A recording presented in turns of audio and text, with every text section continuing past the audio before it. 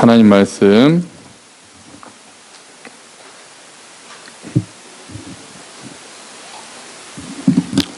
예레미야서입니다.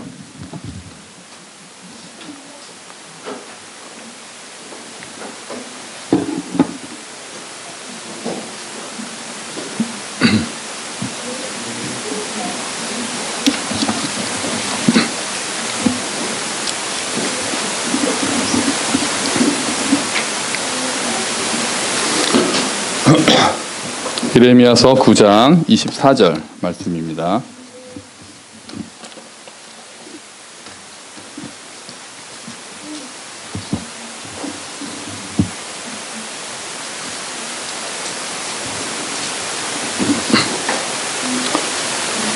예레미야서 9장 24절 한 절이에요.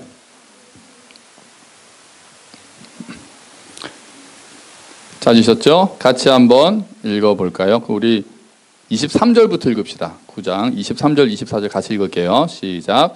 여호와께서 이와 같이 말씀하시되 지혜로운 자는 그의 지혜를 자랑하지 말라. 용사는 그의 용맹을 자랑하지 말라. 부자는 그의 부함을 자랑하지 말라. 자랑하는 자는 이것으로 자랑할지니 곧 명철하여 나를 아는 것과 나 여호와는 사랑과 정의와 공의를 땅에 행하는 자인 줄 깨닫는 것이라. 나는 이 일을 기뻐하노라. 여호와의 말씀이니라. 아멘. 할렐루야. 연휴에 여파는 아니고 전조파가 역력한데요. 많이들 떠나셨어요. 오늘부터 밥을 먹는 날인데 아쉽습니다. 열심히 볶이는 가스불도 켜서 준비를 했는데요. 여러분, 오늘 말씀은요. 그 문맥은 뭐냐면 예레미야의 별명이 뭔지는 여러 번 말씀드렸어요. 뭐죠? 예레미야의 별명이요? 네, 눈물의 선지자예요. 왜냐하면 나라가 멸망하는 것을 봐야 했던, 어떻게 보면 굉장히 가혹하죠. 하나님께서 선지자를 보낼 때는 이 세상에 대해서 하나님의 말씀을 선포하라고 보내시고 잘못한 것을 회개하라고 보내시고, 근데 예레미야가 이미 선포할 때는 너무 늦은 상태였어요. 유다의 죄악이 너무나도 가득 찼기 때문에 이제 곧 이 이야기를 하고 있는 요 곧 직후에 이제 이스라엘은 멸망할 것입니다. 바벨론의 포로로 잡혀가게 되겠죠. 그것을 지켜봐야 하는 그 선지자의 사명이 얼마나 참 마음이 아픕니까? 계속 하면서도 이게 사람들에게 먹히지 않을 것이라는 것조차도 알면서도 그래도 끊임없이 하나님의 말씀을 선포해야 되는 게 선지자의 사명이거든요. 그래서 선지자의 말씀을 듣고 그 나라가 돌이켜서 하나님 앞에 나온 예들도 물론 있습니다. 요나의 선포를 듣고 니느웨가 돌아섰던 것처럼 그렇게 그 이스라엘 안에서도 선지자의 말을 듣고 일시적으로 돌아서는 경우들은 있으나, 그래도 결국은 이스라엘이 선지자의 말로 인해서 죄악을 회개하고 하나님께서 하시려고 했던 심판에서 벗어나는 기회는 그렇게 많지 않아요. 특히 예레미야 때는 거의 이제 마지막 부분이기 때문에 더 슬픕니다. 그런데 하나님께서, 그러니까 지금 이 상황에서 9장 23절이 나오는 거예요.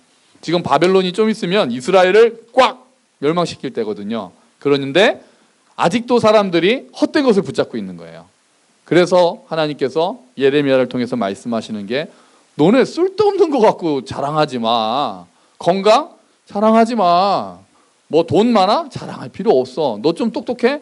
필요 없어. 이제 나라가 망할 건데. 너네 이제 다 끝났거든? 너네 이제 다 멸망할 거거든. 근데 왜 아직도 정신을 못 차리고 내가 뭐 돈이 좀 많네, 내가 좀 건강하네, 내가 좀 뭐 학벌이 높으네, 그런 걸 자랑하고 있냐라고 하는 게 오늘 말씀의 흐름이에요. 계속 심판을 얘기하고 계시거든요. 이제 끝났어. 이스라엘은 너네 끝났다. 그런데 그렇게 하면서 너희가 지금부터 추구해야 될 것은 그런 게 아니다. 지금 이 상황에서 너희가 추구해야 될 것은 아니야. 너희가 자랑해야 될 게 있어. 너희가 정말 중요하게 생각해야 될 우선순위가 있어. 그게 뭐냐 하면은 하나님을 아는 거다 이거예요. 하나님이 무엇을 기뻐하시는지를 아는 게 가장 중요하다. 지금 멸망을 앞둔 이스라엘에게 예레미야를 통해서 하나님께서 하시는 말씀은 하나님이 어떤 것을 기뻐하시는가를 아는 게 너는 지금 제일 중요한 거예요. 지금도 마찬가지 아니겠습니까? 우리가 지금 이 상황에서 너희가 추구해야 될 것은 그런 게 아니다. 지금 이 상황에서 너희가 충성해야 될 것은 하나님을 아는 거다. 하나님을 아는 게 가장 중요하다. 하나님이 무엇을 기뻐하시는지를 아는 게 가장 중요하다. 지금 멸망을 앞둔 이스라엘에게 예레미야를 통해서 하나님께서 하시는 말씀은 하나님이 어떤 것을 기뻐하시는가를 아는 게 너는 지금 제일 중요한 거예요. 우리가 부나 명예나 권력이나 이런 것들이 다 선한 것이고 중요한 것이고 우리 삶에 영향을 미치고 굉장히 중요한 것이긴 하지만 우리가 그것보다 더 중요하게 생각해야 하는 것은 하나님을 아는 것이잖아요. 사도 바울이 그렇게 많은 것들을 가지고 있었으면서도 예수 그리스도를 아는 지식 외에는 다 쓸모가 없더라라고 고백을 했잖아요. 그래서 우리는 그러니까 그 사도 바울의 고백은 굉장히 이제 강조하는 고백이죠. 이것이 쓸데가 없다의 차원이 아니라 이것을 알지 못하면 이게 쓸데가 없어지는 거예요. 그러니까 우리가 하나님을 알지 못하면 우리 지난번에 자매 모임에서도 얘기를 했는데 우리 아이들이 세상에 좀 영향력 있는 아이들로 자라면 좋겠다라고 생각할 수도 있고 좀 고생 안 하고 그냥 그 자리에서 행복하게 살았으면 좋겠다고 생각할 수도 있는데 그런 것들을 뭐를 이제 부모가 어떤 마인드를 가지고 키우는가는 이제 부모의 어떤 여러 가지 성향에 따라 다르겠지만 어떤 마인드로 키우더라도 변하지 않아야 될 것은 이 아이가 하나님을 알았으면 좋겠다. 하나님을 경외하는 아이로 자라면 좋겠다라는 마음 자체는 그거는 절대로 우선순위에서 밀리면 안 되는 거예요. 이 세상에 아무리 선한 영향력을 미쳐봐야 하나님을 알지 못한다면 그 무슨 소용이 있겠으며 자기가 아무리 만족하고 행복하게 산다고 해봐야 하나님을 제대로 알지 못한다면 그게 또 무슨 의미가 있겠습니까? 이 땅에서는 의미가 있을 수 있으나 우리는 영원한 생명을 이야기하는 사람들이잖아요.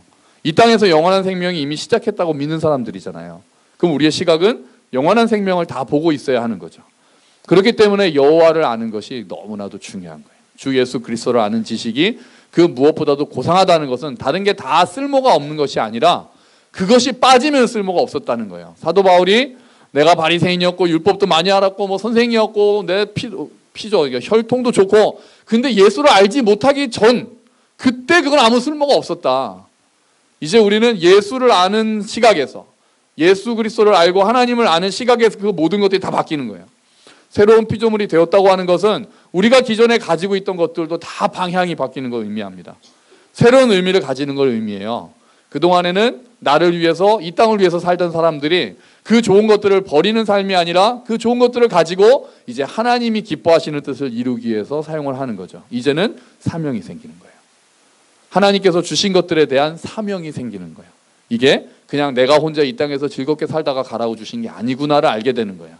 우리에게 무언가 선물을 주실 때는 그 선물을 통해서 하고 싶으신 것이 있는 거예요. 그래서 오늘 예레미야는 쓸데없이 그런 거 자랑하지 마라. 지금 너희가 빠진 게 있었는데 그거는 하나님을 잃어버린 거다. 이 얘기를 하는 거예요. 이거는 이 시대에도 우리가 이 세상에서도 아무리 경제가 발전하고 안보가 튼튼해도 하나님을 잃어버리면 그게 쓸모가 없다는 것을 불신자는 몰라요. 믿지 않는 사람은 그걸 모르잖아요. 아예 관심도 없고 그렇다는 생각도 안 하고 믿는 사람들은 그걸 꼭 알아야 되는 거예요. 하나님을 잃어버리면 다른 거 아무리 경제가 아무리 발전해도 소용이 없는 거예요. 나라가 아무리 평화로워도 소용이 없는 거예요. 왜냐하면 우리는 영원한 생명의 관점에서 보기 때문에 그래요. 우리의 삶이 이 땅이 끝이 아니라고 보니까 그걸 믿으니까 그것만으로는 해결이 되지 않는 거예요. 더군다나 하나님을 잃어버리는 세대의 모습은 하나님을 잃어버리고 나서는 모든 것이 평화롭게 되는 것 자체가 사실은 안 돼요. 하나님을 잃어버리고 죄를 통해서 하나님과 멀어진 다음에 들어오기 시작한 것들이 각종 어려움들이 죄를 통한 영향들이 이 땅에 지금 이미 임해서 착취하고 낙심하고 절망하고 몸이 아프고 이 모든 일들이 하나님과 멀어진 다음에 이 세상에 임한 것들 아닙니까? 그래서 지금 우리가 예수를 아는 우리는 하나님이 어떠한 것을 기뻐하시는가를 알고 그것들을 이 땅에서 다시 이루어내려고 애를 써야 하는 모습이 보이는 거예요. 그러면 하나님이 뭐를 기뻐하십니까? 하나님이 뭐를 기뻐하세요? 우리가 하나님이 기뻐하시는 것을 생각을 하면 처음부터 자꾸 전도, 예배 이런 것들을 생각해요. 맞아요. 선교하고 전도하고 복음 전하고 기도하고 예배하는 거 하나님이 기뻐하시는 건 맞아요. 그런데 오늘 말씀은 그 말씀을 하려는 게 아니에요. 예레미야를 통해서 하나님이 하시는 말씀은 그 말씀을 하는 게 아니에요. 지금 하나님이 기뻐하시는 거는 뭡니까? 하나님이 뭐를 기뻐하신다고 하셨어요? 오늘 24절 한번 볼까요? 제가 읽다가 같이 읽읍시다. 한번 읽으시면 돼요. 자랑하는 자는 이것으로 자랑할지니 곧 명철하여 나를 아는 것과 그 다음에 읽어볼까요? 나 여호와는 사랑과 정의와 공의를 땅에 행하는 자인 줄 깨닫는 것이라. 나는 이 일을 기뻐하노라. 여호와의 말씀이니라. 아멘.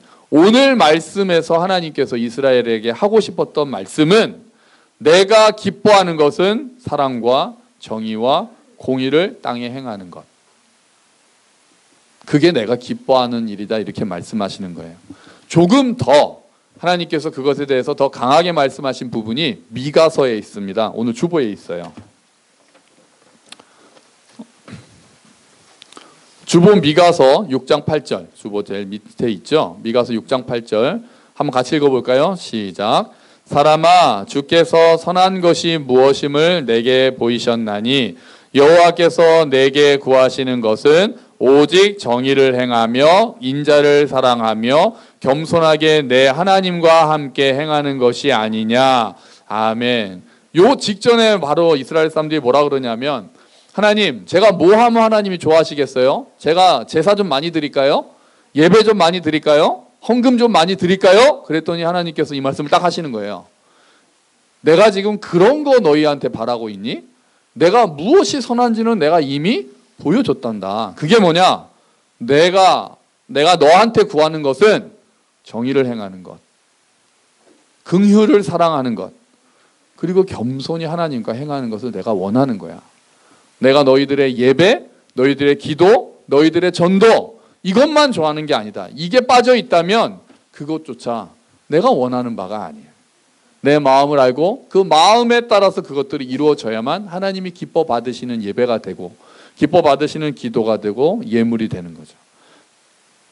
삶의 예배와 예배의 삶이 분리될 수 없는 거예요. 그 예언서는 계속해서 그걸 강조해요. 왜냐하면 이스라엘에 이미 종교 활동은 많이 있었거든요. 제사장들은 이미 아주 기득권층을 형성하고 있었고 예배는 언제나 성전에서 잘 드려지고 있었습니다. 철기도 다 잘 지키고 있었어요. 그런데 나라는 점점 더 도탄에 빠졌죠. 양극화는 심해지고 착취가 더 많아지고 불의가 판치고 재판이 굽고 그런 일들이 계속해서 일어나니까 하나님께서 못 참으신 거예요. 이스라엘이 예배를 안 드렸다고 하나님이 치신 게 아닙니다.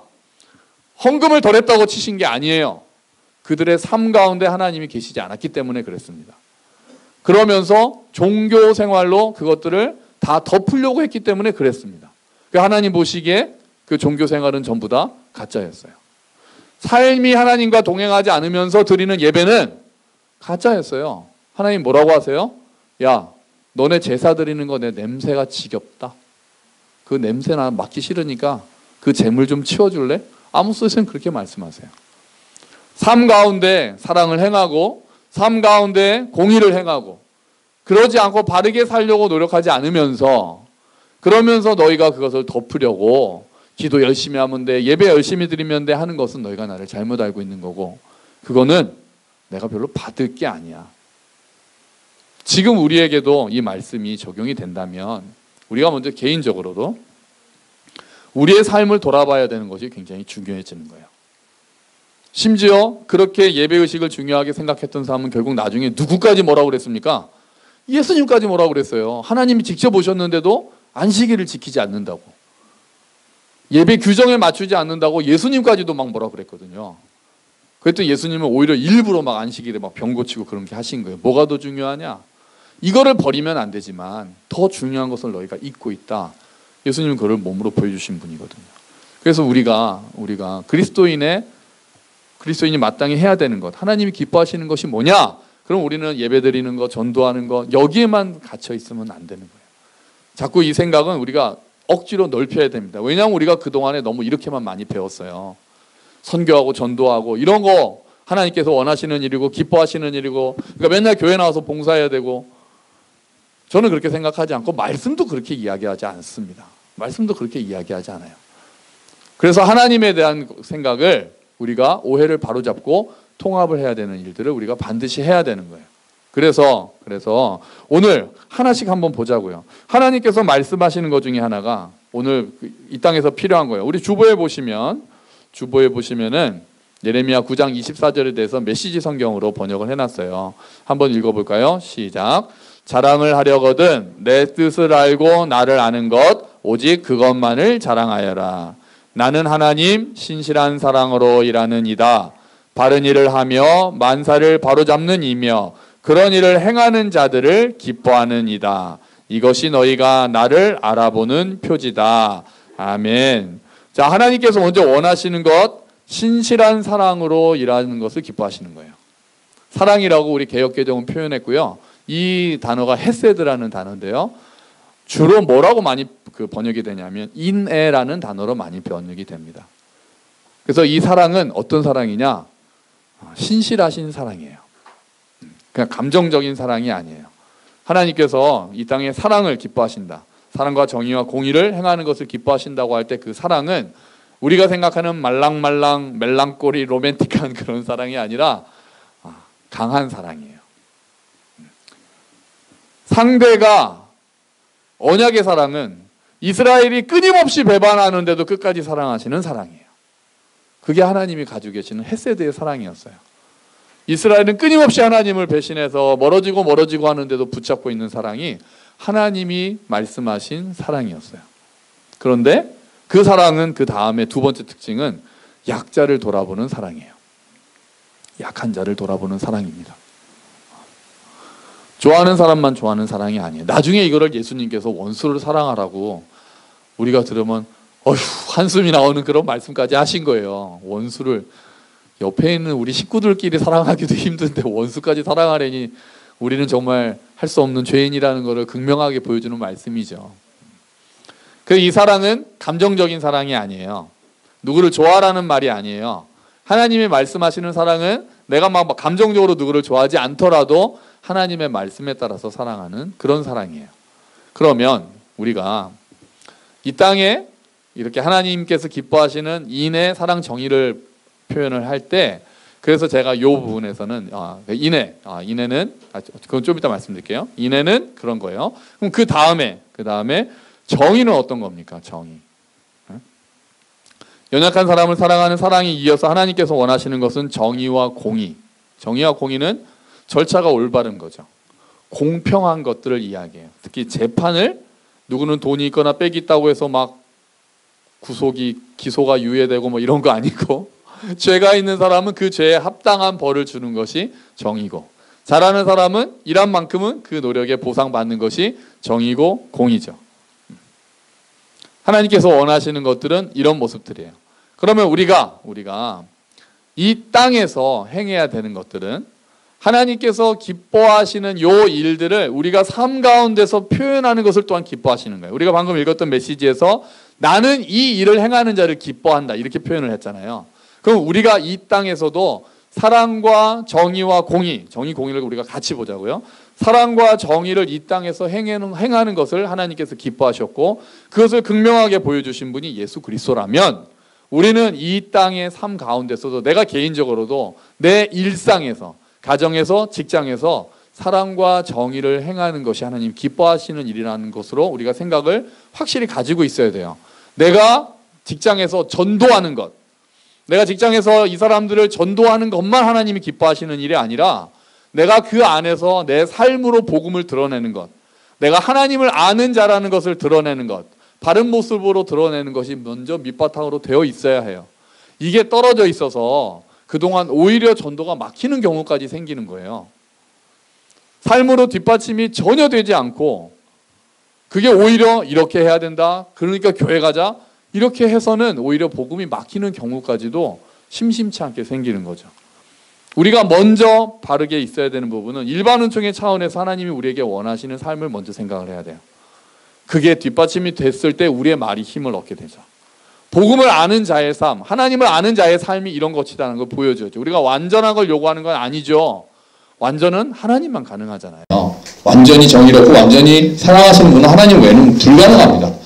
우리는 덜 사랑하고 덜 정의로워요. 적당히 비겁하고 적당히 이기적이죠.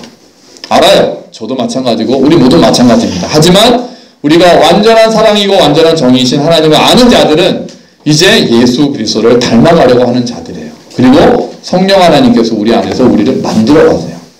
우리가 말씀 앞에 우리가 엎드릴 때마다 하나님이 우리를 빚어가신다고요. 그렇기 때문에 우리가 말씀을 듣고 빚어져 가는 모습이 우리 삶 가운데서 드러나야 되는 겁니다. 그러면 우리의 개인적인 삶에서 개인적으로 처해 있는 그 영역에서 그렇게 사랑과 정의의 삶을 사는 것뿐 아니라 우리는 한 걸음 더 나가야 될 책무가 있어요. 뭐냐 하면 지난주에 이어서 말씀드린 것처럼 이 땅의 구조를, 이 땅의 체계를 하나님의 사랑과 정의의 체제로 바꾸는 것도 우리의 책무가 돼요. 내 개인이 그냥 사랑과 정의의 삶을 내가 영향력이 미치는 곳에서 그렇게 살겠다.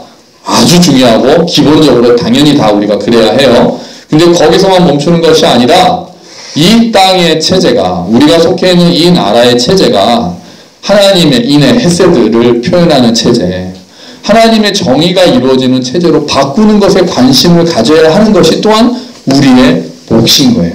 하나님께서 우리에게 주신 사명에 그게 포함되어 있어요. 내가 개인적인 삶에서 하나님의 뜻을 따라 사는 것뿐 아니라 이 땅의 잘못된 것들을 보고 이 땅의 슬픔을 보고 그것들을 바꾸기 위해서 체제를 바꾸는 것에도 우리의 사명이 들어가는 거예요. 그런 의미에서 지난주에도 말씀드렸듯이 우리가 정치가 중요한 거예요.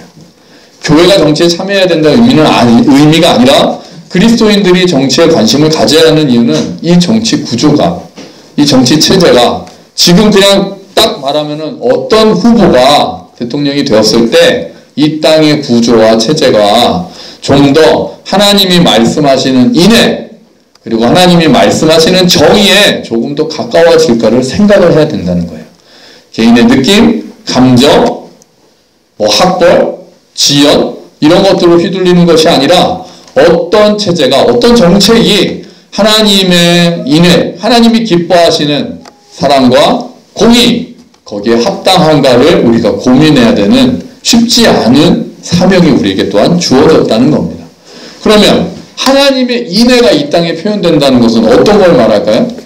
하나님의 사랑이, 약자를 향한 하나님의 사랑이 이 땅에서 임한다는 것은 이 땅의 체제라면 어떤 걸 말할까요?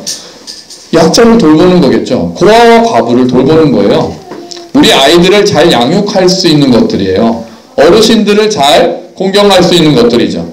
몸이 불편한 사람들의 처지를 향상시킬 수 있는 정책 같은 게 그런 것들이 하나님의 뜻에, 하나님의 인애에 합당한 정책이 될 거예요. 정치적인 용어로 어떻게 표현할 수 있겠어요? 사회 안전망을 확충하고 그런 용어잖아요. 복지 체계를 개선하고 갑자기 제가 무슨 대선 후보가 된 것처럼 양극화를 해소하고 그런 정책을 제시하는 후보가 하나님의 사랑과 정의, 하나님께서 기뻐하시는 체제로 더 가까이 갈 수 있는 역할을 하는 통로가 될 수 있다는 거죠. 하나님의 정의가 이 땅에 이루어진다는 건 어떤 거예요? 아까 말씀드린 대로 잘못한 사람은 벌을 받는 거죠. 그 사람이 어떤 상황에 있든지 간에. 잘한 사람은 그 노력에 대한 보상을 받는 거죠.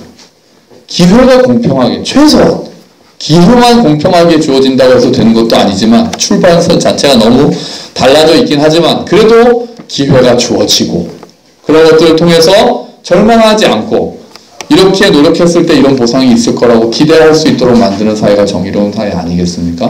그러려면 어떤 것들을 정책으로 한다면 어떻게 표현을 합니까? 조세 정의가 실현되고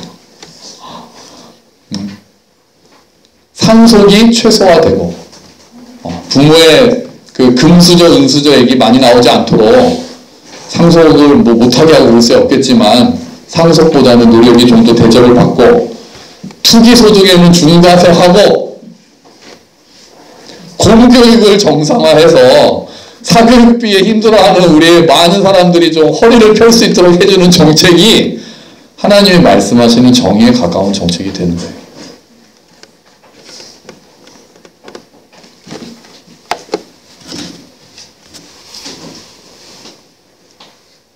우리가 이번 달에 암송하고 있는 말씀이 있죠. 너희는 세상의 소금이니. 한번 다 외우셨나요? 자, 한번 다시 외워볼까요? 우리 주보에도 있어요. 같이 외워봅시다. 시작. 너희는 세상의 소금이니 소금이 만일 그 맛을 잃으면 무엇으로 짜게 하리요. 후에는 아무 쓸데없어 다만 밖에 버려져 사람에게 밟힐 뿐이니라. 너희는 세상의 빛이라. 산 위에 있는 동네가 숨겨지지 못할 것이요. 사람이 등불을 켜서 말 아래에 두지 아니하고 등경 위에 두나니 이러므로 집안 모든 사람에게 비치느니라. 이같이 너희 빛이 사람 앞에 비치게 하여 그들로 너희 착한 행실을 보고 하늘에 계신 너희 아버지께 영광을 돌리게 하라. 아멘. 우리에게 빛으로 해서 착한 행실을 보고 하나님께 영광을 돌리게 하라고 하면, 이 착한 행실은 아까 말씀드린 대로 우리가 하는 종교 행위들을 넘어서 우리가 이 삶 가운데서, 일상 가운데서 보여주고 있는 사랑과 정의, 또 넘어서 우리가 이 땅에 그런 체제를 오게 하기 위해서 어떤 노력을 하는가까지도 다 포함하는 개념들이에요. 선한 일을 하라는 것이 그러니까 개인적인 구제나 봉사에만 멈춰서도 안 되고, 우리가 이 땅을 어떻게 하면 하늘에서 이루어진 하나님의 뜻이 어떻게 이 땅에서도 이루어질 수 있을까? 예수 그리스도와 함께 온 하나님의 나라가 임하면 상한 마음이 치유되고 질병이 낫고 악한 세력이 쫓아가는 놀라운 일들이 일어나는데, 그 일들이 이 땅의 개개인 우리를 통해 하나님의 통치가 실현되어서 이 땅에 많은 슬퍼하는 사람들이, 낙심하는 사람들이 위로받고 절망에 빠진 사람들이 소망을 가지게 하려면 어떻게 해야 될까를 고민하는 것 또한 착한 행실에 들어가는 거예요. 그래서 우리가 지난주에 말씀드린 대로, 지난주에 3단계 말씀드렸죠. 대선할 때 3가지 지침이 있었어요. 영어로 있었잖아요. 처음에 뭐였죠? 토크했어요. 이야기하고. 그 다음에요? pray, 기도하고. 세 번째가 vote, 투표하라는 말씀드렸죠. 오늘 이 말씀을 전하는 이유는 지난주처럼 지금 이제 얼마 남지 않았기 때문에 그래요. 벌써부터 여러 가지 이제 정책이 첨예하게 대결하기도 하고 TV 토론은 좀 수준은 높아졌더라고요. 그런데 여전히 또 부작용들도 있고 또 좋지 않은 이야기들도 있고, 뭐 그거는 어쩔 수 없습니다. 과정 가운데 정치는 진리의 영역은 아닙니다. 의견의 영역이죠. 그러니까 다 다를 수 있습니다. 절대적인 진리를 요구할 수도 없고, 모든 한 사람에게 모든 선함이 있거나 절대선과 절대악이 존재하지는 않습니다. 상대적으로 더 선한 자가 있고 상대적으로 악한 자가 있을 뿐이죠. 또 꼭 선과 악으로 따지기보다는 좀 더 유능한 사람과 무능한 사람이 있을 것이고, 좀 더 발전 방향, 생각하고 있는 방향이 좀 더 현실적인 사람과 그렇지 않은 사람이 있을 것이고, 좀 더 나은 방향과 또 각자가 생각하기에 그렇지 못한 방향이 있는 사람도 있을 것입니다.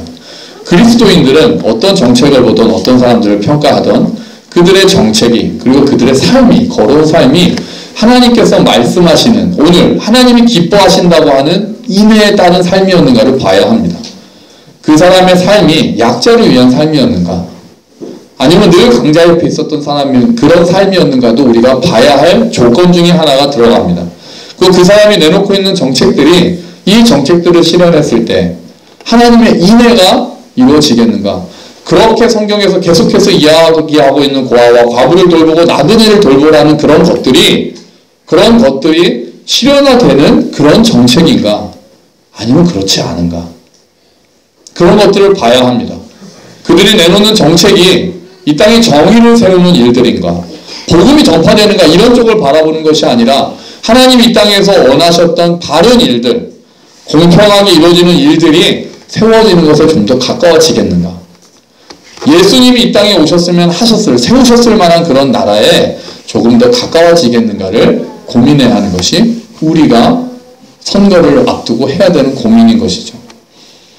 4년마다 5년마다 이런 고민들을 할 때 교회가 바르게 서서 분별력을 가지고 이야기하고 기도해야만 우리가 좀 더 하나님께서 보시기에 기뻐하시는 나라로 조금씩 갈 수 있는 거죠. 하나님께서 보시기에 기뻐하시는 나라는 모든 사람이 교회를 나오는 그런 나라의 차원이 아닙니다. 하나님의 주권은 모든 곳에 펼쳐져 있습니다. 하나님의 관심은 예수 믿는 자들에게만 있지 않습니다. 하나님은 모든 열방을 다 지켜보고 계십니다. 악인에게도 성인에게도 똑같이 해와 비를 내리시는 하나님께서 이 땅의 모든 영혼들에게도 관심이 있으시고, 이 땅 전체에도, 교회뿐 아니라 교회 밖의 모든 것도 하나님께서 통치하시고, 하나님께서 창조하셨고, 그리고 지금 하나님께서 통치를 보유하고 계시지만 여전히 다스리고 계시는 영역들입니다. 그래서 모든 그리스도인들은 모든 영역에, 정치, 경제, 사회, 문화, 예술, 모든 영역에 하나님의 통치가 임하기를 기도하고 그것을 위해서 그 통로가 되기를 결심하고 감당해야 하는 거죠. 직장에서, 가정에서 어떤 일을 하든지 아이를 돌보는 일이나 회사에서 일을 하는 일이나 또 어떤 직책에 있든지 교사를 하던 그냥 셀러리맨을 하던 아니면 자영업을 하던 상관없이 내가 임한 그 자리에 하나님의 통치가 어떻게 임할 수 있는가를 고민하는 자들이 되어야 하는 거죠. 그리고 그런 것들을 현실화하고 구체화할 수 있는 정책이 어떠한 것들이며 어떻게 할 때 이 땅이 하나님께서 보시기에 조금 더 나은 나라가 될 수 있을지를 고민해야 되는 것입니다.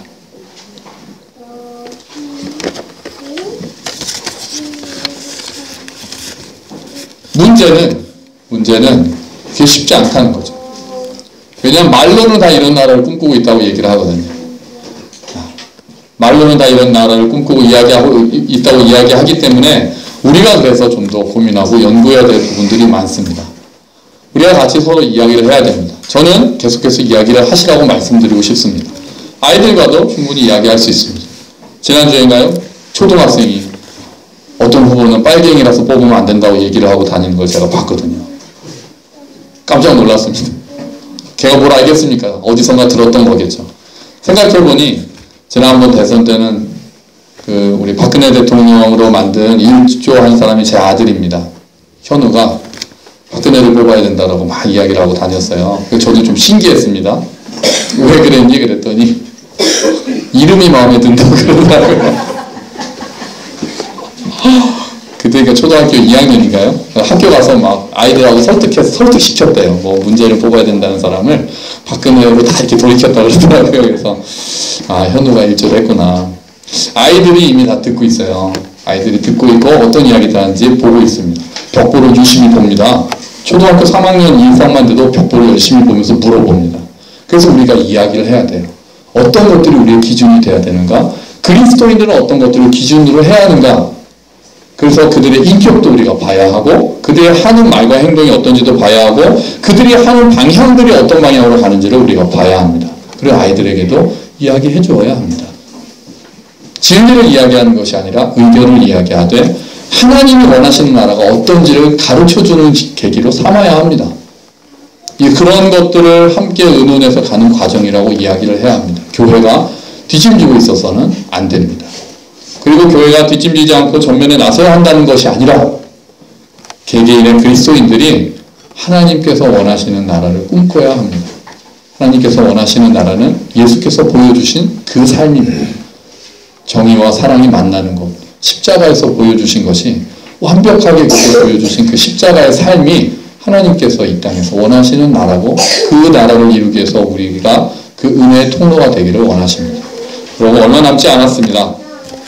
이제 한 일주일 정도 남았고 이제 연휴도 이제 시작이 될 텐데 일주일 사이에 또 어떤 일들이 일어날지 또 막 국제적인 정세나 국내 정세도 또 선거 판도도 이렇게 저렇게 바뀌겠죠. 그런데 어떤 판도나 호불호 이것보다는 오늘 우리의 말씀에 하나님이 기뻐하신다고 하신 것 인애와 정의와 공의 어떤 것이 내 결정이 어떤 결정이 하나님께서 기뻐하시는 일에 합당할 것인가 우리는 그렇게 생각하고 기도해야 되겠습니다. 그리고 더불어서 나라를 위해서 기도해 주십시오. 이 과정을 통해서 우리나라가 한 걸음 더 나아가야 되겠습니다. 누가 되든지 간에 나라 전체는 어쨌든 한 걸음 더 내딛어야 되지 않겠습니까? 그래서 그 과정이 일단 투표와 개표의 과정이 공명정대하게 이루어지도록 기도해 주시고 절차적인 그 일들이 아주 잘 이루어지도록 그리고 결과 또한 또 이 나라가 한 걸음 더 올라서는데 그리고 하나님의 사랑과 정의와 공의가 이루어지는데 도움이 되는 과정들이 될 수 있도록 그래서 소통하고 다른 의견들을 잘 버무리고 잘 조율하고 조정하고 그런 것들을 배우는 과정이 되도록 여러분 기도해 주시기 바랍니다. 그렇게 해서 이 땅에 정말 하나님의 그 놀라운 나라가 조금 더 가까워지기를 축원합니다. 그리고 우리가 되는 결과들을 보고 이제 우리가 정말 듣기도 싫은 그 헬조선이란 말 그게 얼마나 듣기가 싫습니까? 더군다나 하나님의 나라를 꿈꾸고 소망하는 우리가 듣기에는 얼마나 끔찍한 단어입니까? 이제 그런 단어들이 좀 사라지고 헤븐 조선 뭐 이런 거 있잖아요. 좋은 거 있잖아요. 헤븐 코리아 이 땅에서 완전히 이루어지진 않겠지만 조금 더 그렇게 이제는 조금 더 우리가 나아졌구나. 이제 희망이 있구나. 하나님의 은혜가 다시 임하는구나를 이야기할 수 있는 과정들이 되기를 주의 이름으로 축원합니다. 함께 기도하겠습니다. 우리 나라를 위해서 좀 기도합시다. 가정들을 위해서 기도합시다. 지혜롭게 분별할 수 있게 달라고 기도합시다. 하나님께서 기뻐하시는 인애, 그리고 사랑, 정의, 공의가 가정들을 통해서 이루어지게 해달라고, 이 땅에 하나님의 사랑이 좀 더 펼쳐지는 계기가 되게 해달라고 함께 기도하겠습니다. 하나님 아버지 감사합니다.